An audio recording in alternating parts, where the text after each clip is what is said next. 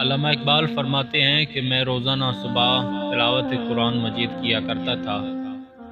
میرے والد صاحب شیخ نور محمد اکثر میرے پاس سے گزرتے تھے۔ ایک دن رک کر مجھے فرمانے لگے، اقبال کسی دن تمہیں بتاؤں گا کہ قرآن کیسے پڑھتے ہیں۔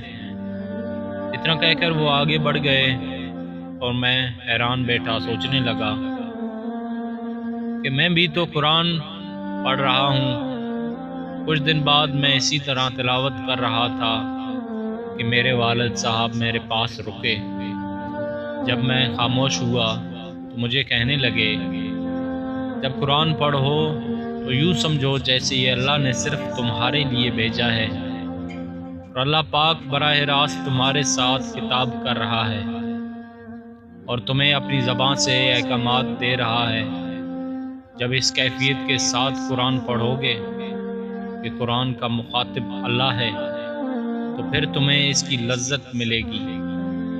اقبال کہتے ہیں کہ اس دن کے بعد قرآن کی جو لذت اور جو سرور مجھے ملا وہ اس سے پہلے نہیں ملا تھا۔